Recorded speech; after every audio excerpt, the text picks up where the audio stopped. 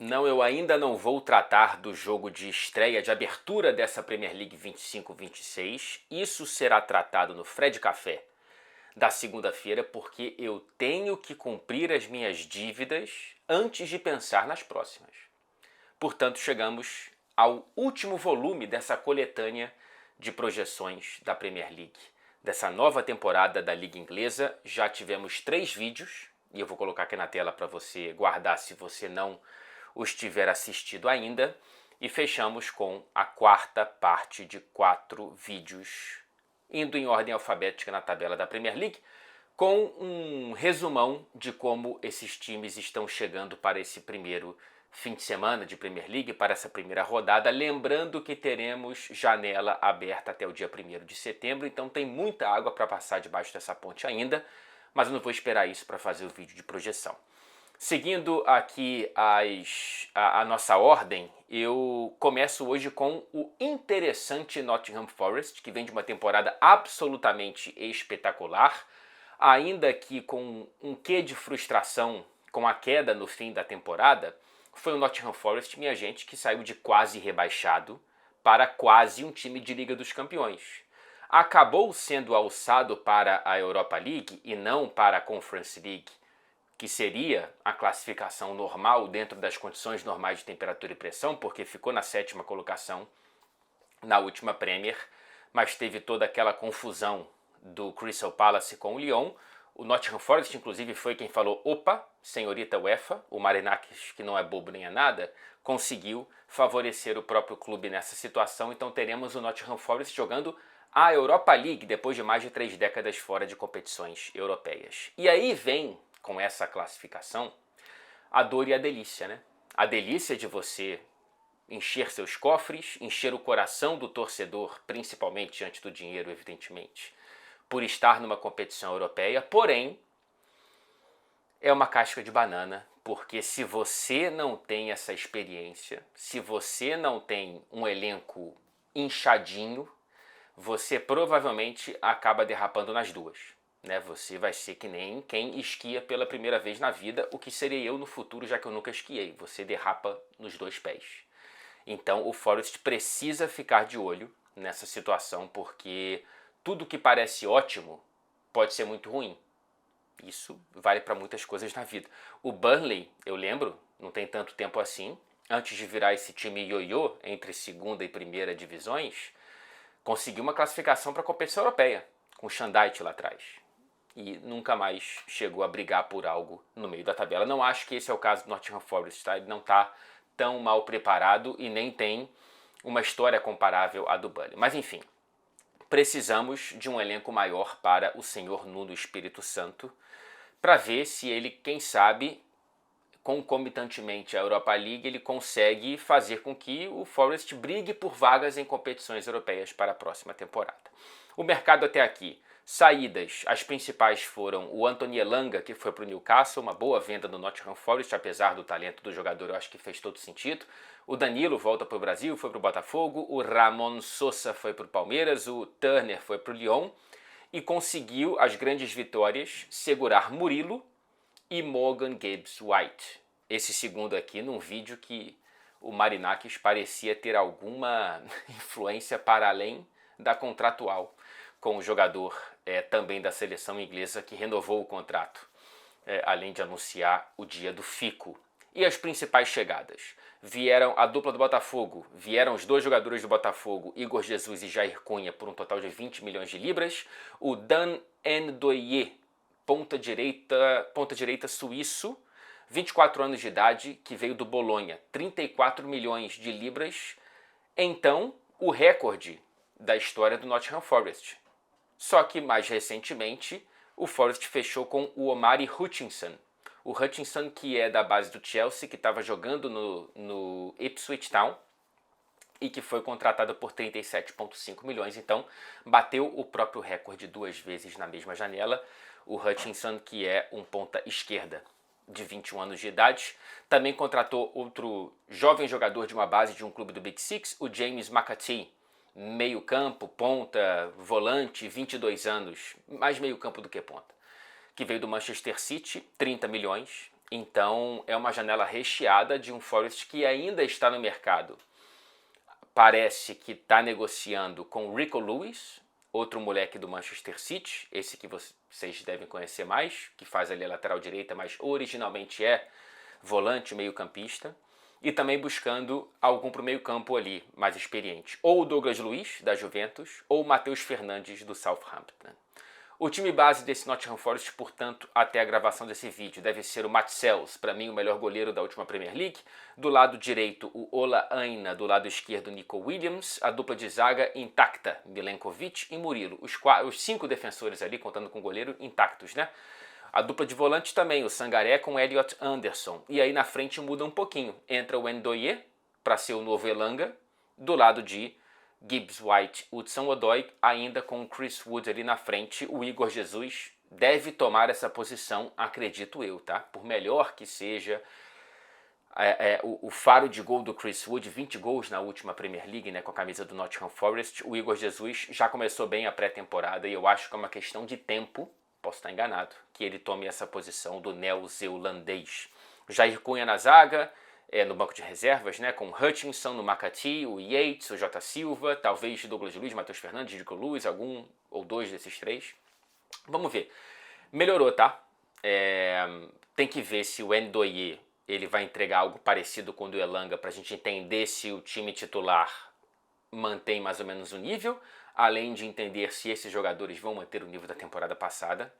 Mas o banco ficou mais recheado. Eu prefiro esse banco do Nottingham Forest do que o banco da temporada passada. Mas ainda assim, eu acho que vai dar uma queda. Eu acho que vai ser o Nottingham Forest de meio de tabela, o que tá ok. É muito difícil você dar saltos a cada temporada. O importante é não cair tanto agora. E ver se consegue chegar o mais longe possível na Europa League. Apesar disso ser um componente ainda mais complicado do que se manter ali na Premier League, porque a Conference League eu acho que o Nottingham Forest tinha uma condição de chegar mais longe do que na Europa League, por questões lógicas. Vamos ver, eu estou curioso para ver também algo que o Nuno Espírito Santo está prometendo de maneira paulatina, né, em doses não tão intensas de cara, que é uma mudança de estilo de jogo.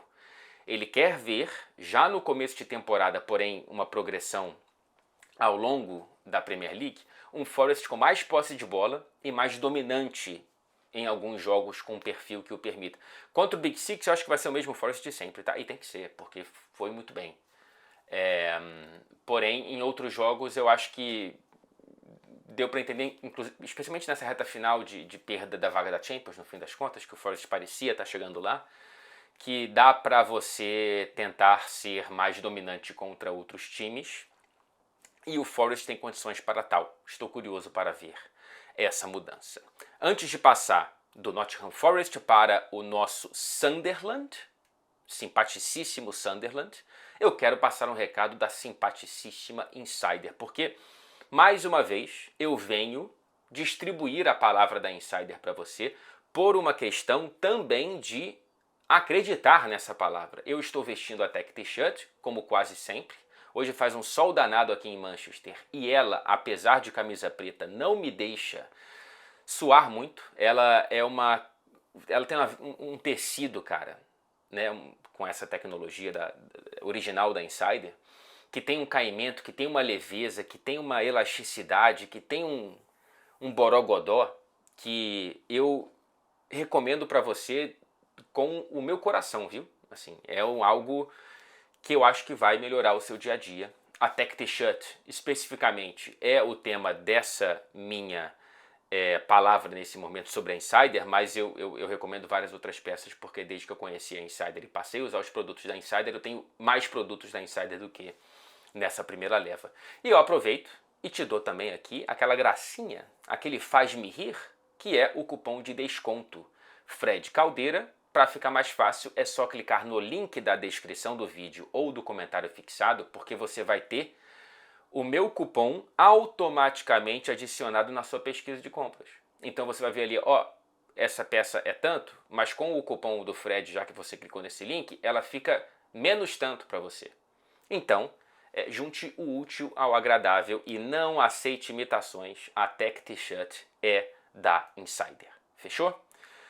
Sunderland. Eu tô na dívida, eu tô acumulando aqui uma dívida impressionante e essa eu não paguei e ainda não pagarei.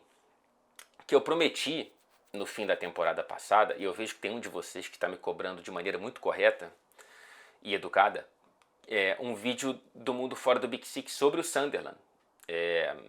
Ainda não consegui fazer, primeiro porque eu me envolvi na Copa do Mundo de Clubes, depois saí de férias e agora já estou atropelando com a nova temporada. Mas eu ainda farei em alguma data FIFA. Eu tenho que fazer. Porque o Sunderland, bicho, tão sofrido, ele volta à Premier League depois de 8 anos de ausência, com direito à queda para a terceira divisão inglesa pela primeira vez na própria história, e não só caiu, ficou 4 temporadas afundado na terceira divisão. Quem não se condoeu, quem não se comoveu com o Sunderland, Till I Die, aquele documentário, não tem coração. Wrexham é modinha. O Wrexham, documentário do todo hollywoodiano, acho ok. Mas o Sunderland Till I Die é um documentário muito mais jornalismo true, que é o suco da incompetência britânica em vez do glamour hollywoodiano do Wrexham. Então quem viu o Sunderland afundado na mão de amadores naquele documentário vai vibrar muito com esse primeiro jogo neste sábado contra o West Ham, que é tema do vídeo daqui a pouco, no Stadium of Light. Um dos meus grandes amigos aqui, que é o Conor, ele é torcedor do Sunderland e ele estará no estádio e eu estou muito feliz por ele. O treinador do Sunderland, para a gente entender um pouquinho o perfil que chega, né, nesse retorno para a Premier League, é desconhecido do grande público. Eu, inclusive, não o conhecia antes de acompanhar um pouquinho a temporada passada do Sunderland, que é o francês Régis Le Bris, de 49 anos de idade. Jovem, portanto. Ele monta um time, basicamente, nas melhores exibições, ser um time de contra-ataque, mas ele me parece ser bastante adaptável, bastante camaleônico. Eu acho que isso é importante para a Premier League. A aposta na juventude, não só do treinador, como dos jogadores, do elenco, foi uma das fórmulas para o sucesso da temporada do Sunderland, desse novo Sunderland. E a juventude não está só na base da pirâmide, está no topo. O dono do Sunderland tem 28 anos de idade e pior, chegou com 23. O nome da figura, que é franco-suíço, não a moeda. Ele chama-se Kirill Louis Dreyfus. Não sei se eu falei bem, eu não tenho nenhuma noção de como se fala o nome dele com a pronúncia correta, mas como é bom ser herdeiro, né? Ele ganhou um time de futebol com 23 anos de idade. Nem a canção Money, do Pink Floyd, ela previu algo tão acachapante para esse mundo em que, enfim, os herdeiros são agraciados por todos os cantos. O pai dele era CEO da Adidas e dono majoritário, sócio majoritário do Olympique de Marseille. A fortuna vem de cima. Pois bem, ao menos ele aparentemente faz o bom trabalho ou contratou pessoas para fazerem um bom trabalho por ele, porque a revolução do clube para subir funcionou e agora uma outra revolução para ficar na primeira divisão inglesa. Ninguém contratou mais do que o Sunderland nessa janela de transferências, 11 jogadores, até a gravação desse vídeo. Talvez daqui a 30 segundos vai ter outro.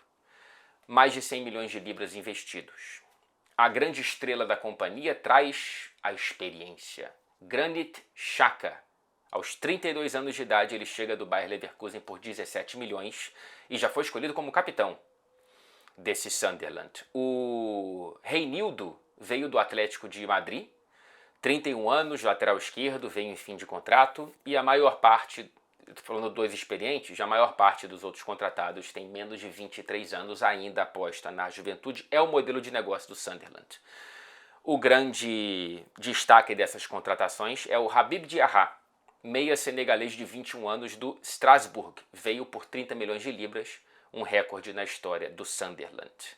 E aí aquela coisa, né? Comprar ou formar jovem para vender um pouco depois. O Sunderland, das principais saídas, vendeu, por exemplo, o Job Bellingham para o Borussia Dortmund, o irmão do Jude, e o Tom Watson para o Brighton. O Tom Watson, que é cria da base do Sunderland e fez o gol do acesso.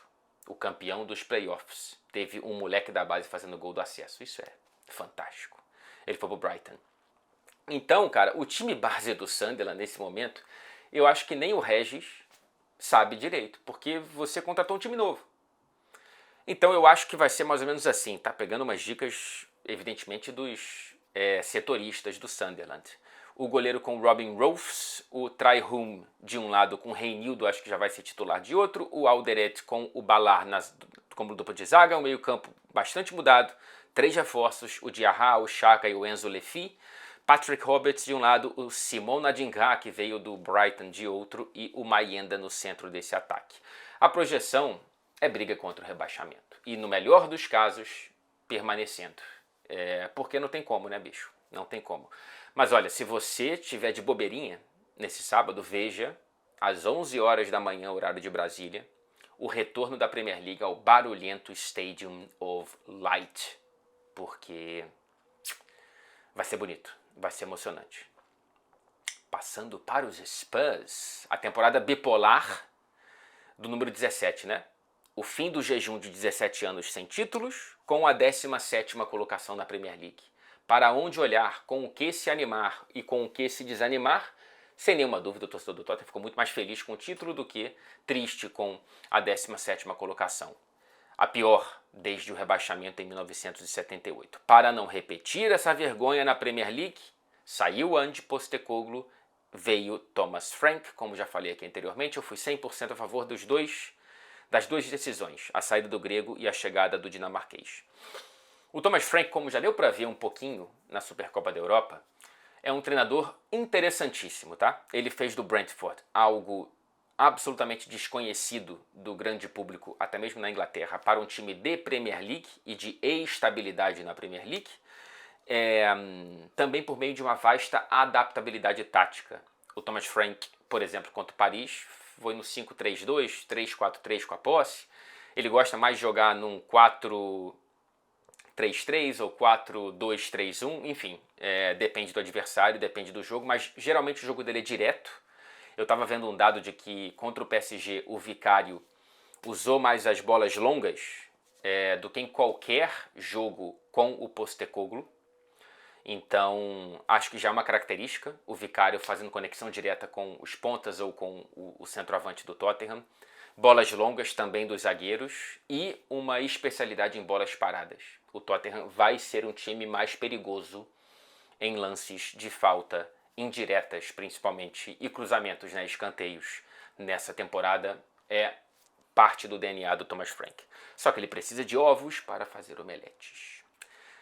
O Tottenham está no mercado, está buscando o Savinho, está buscando o Eberechi Eze, seriam 2 ótimas contratações. O Tottenham quase trouxe o Gibbs White, foi uma novelaça, e aí, como eu disse anteriormente, o Marinakis convenceu, seja lá como, o Gibbs White a ficar e renovar com o Nottingham Forest, mas o Eberechi Eze e o Savinho seriam adições maravilhosas para esse elenco que precisa, sim ou sim, de um plural de reforços nessas últimas semanas de janela, porque até aqui a janela no máximo ok.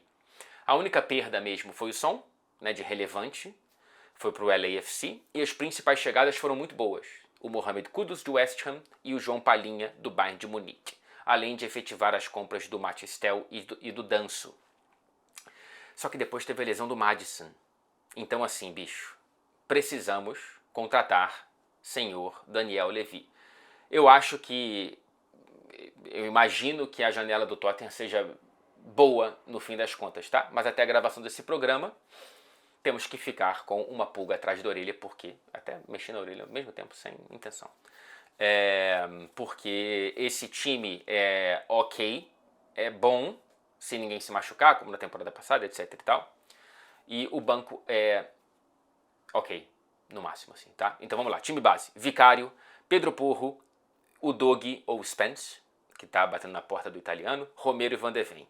João Palhinha, Bentancur e Mohamed Kudus, jogando como camisa 10, assim como joga na seleção da Gana. E eu tenho a sensação de que o Mohamed Kudus, apesar de muito bom no West Ham, era desperdiçado no lado do campo. Aquela velha história, né? De você querer formar pontas e pontas e pontas e pontas e cadê o camisa 10? O Mohamed Kudus pode ser o novo Maddison desse time, só que na ponta fica sobrando ali um espaço, porque o Odobert ainda não está pronto, na minha humilde opinião, e nem o Richarlison pela ponta. Então eu coloco o Odobert com o Brennan Johnson e o Solanke no banco de reservas. Richarlison, Theo, que também não está pronto. O Sarr e o Pepe Matassar, eu quero muito vê-lo no time titular. Eu pensei em colocá-lo no lugar do Bentancur. Então, torcedor do Tottenham, por favor, me corrija. Mas é que o Sarr eu gosto muito dele. O Bad Boy Bissouma, o Bergvall, que é um jovem interessante também, o Spence, se não for titular, o Danso e o Kulusevski. É uma interrogação porque está voltando de uma operação no joelho, portanto, não coloco no time titular. Talvez só volte no fim do ano, não se sabe ainda, não há datas, mas ele ainda está distante de voltar, por isso que eu não coloco o Kulusevski como titular desse Tottenham. Então, bicho, sem reforços, a projeção é meio de tabela. Lembrando que o Tottenham está na Champions. Com reforços, eu acho que dá para brigar por competições europeias. Veremos. Passando para o West Ham. O 14º colocado que busca viver dias melhores, mas está muito difícil, cara. É o primeiro início de temporada, né, com pré-temporada e com janela do Graham Potter, que já tem deixou um retrogosto azedo na torcida, porque ganhou apenas 5 dos 18 jogos que ele comandou o West Ham na Premier League desde que chegou em janeiro. Tem muito trabalho pela frente. Toda a pinta de briga contra o rebaixamento, viu?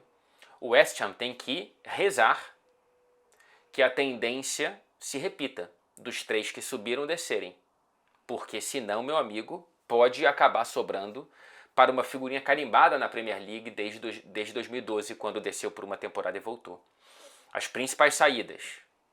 A principal é a do Mohamed Kudus, que foi para o Tottenham, como já falamos. Saíram Antônio, Zuma, Koufal, Fabianski, Ings, Edson Álvares e Palmieri já foram escanteados pelo Graham Potter e falta só, acho que alguma proposta ou um empréstimo para eles saírem oficialmente. E as principais chegadas são do Bon Walker Peters, lateral esquerdo de 28 anos do Southampton, acho que é da base do Tottenham, se eu não me engano, veio de graça. E uma contratação de 19 milhões também para a lateral ala esquerda, que é o Diouf, senegalês de 20 anos que veio do Slavia Praga por 19 milhões. O Mads Hermansen foi a contratação mais cara, 20 milhões. Goleiro de 25 anos que veio do Leicester para competir com o Areola, para ser titular, imagino eu, né? E também veio o Callum Wilson, experiente, contrato de 1 ano, 33 anos de idade, veio do Newcastle de graça. O grande reforço mesmo, é a leveza, peace of mind de Lucas Paquetá, né, que tirou um caminhão dos ombros sendo inocentado pela justiça aqui na Inglaterra. E se o Lucas Paquetá voltar a jogar o que ele vinha jogando antes de toda essa confusão, é um excelente reforço, porque na temporada passada ele não foi nem sombra do Paquetá que a gente conhece. Então, se o Paquetá voltar a jogar bem, a ausência do Mohamed Kudus será menos sentida, mas o West Ham precisa ainda de muitos reforços, tá? Vamos lá, time base no 3-4-2-1. O Hermansen como novo goleiro, aí o trio de zaga, o Todibo com o Kilman e o Aguerd, que volta de empréstimo para a Real Sociedade, se não me engano. O Wan-Bissaka de um lado, o Diouf de outro, o Souček com o Ward-Prowse, o Paquetá e o Bowen ali um pouco mais à frente, com o Füllkrug. Arthur Quesada ficará feliz. Acho que ainda é o titular desse ataque do West Ham, e eu não falo isso com muita alegria, não. No banco, opções: Areola, Walker Peters, o Mairopanos, acho que é assim que se fala, o Somerville, que é um jogador que ainda estou esperando que, né, dê um estalo, o Luiz Guilherme, brasileiro do Palmeiras, jovem, vamos ver se tem mais minutos, o Cornet e o Callum Wilson. E tem um moleque que dizem que é bom, chamado Freddie Potts, de 21 anos de idade, meia da base do West Ham, chegou no clube com 5 anos de idade, e que estava emprestado no Portsmouth. Vamos esperar para ver. Briga contra o rebaixamento, no entanto, tá? Assim como, para finalizar, tô até emocionado, Wolverhampton, o novo clube do Pelé colombiano John Arias. Muito obrigado, né, senhor Wolverhampton? André, Arias, tamo junto, tudo certo. Não tem nenhum coração ferido aqui. E nem pagar muito bem se tá pagando. Em vez de, né, abrir o bolso para ajudar o Fluminense. Vamos lá, o Vitor Pereira salvou uma temporada ruim de ser desastrosa, chegou a emendar 6 vitórias para salvar esse clube, apesar da 16ª colocação, se não me engano, né? Não teve briga contra o rebaixamento, até porque os 3 de baixo realmente foram uma âncora na temporada passada, os 3 rebaixados. Mas o Vitor Pereira conseguiu ganhar simpatia depois da antipatia de alguns clubes brasileiros, principalmente do Corinthians. Ele encontrou uma simpatia no Wolverhampton, foi pro pub com os torcedores e tudo mais, e agora ele tem, outro, né, que tem uma pré-temporada pela primeira vez no clube. Porém, é um Wolverhampton sem Matheus Cunha, vendido para o Manchester United, que foi lá e pagou a multa, sem White Nouri, muito bom lateral esquerdo, ala esquerdo, que foi para o Manchester City. Saíram também Gonçalo Guedes, Sarabia, Semedo. As principais chegadas ainda foram poucas, além do John Arias, né? O Fer Lopes, um ponta direito espanhol de 21 anos de idade que veio do Celta de Vigo, 19 milhões. E o Wolf, pois é, o Wolf jogando nos Wolves. E, até onde eu consegui entender pesquisando, Wolf, com E no final, é no plural, assim como Wolves. Então é o jogador chamado Lobos jogando pelos Lobos.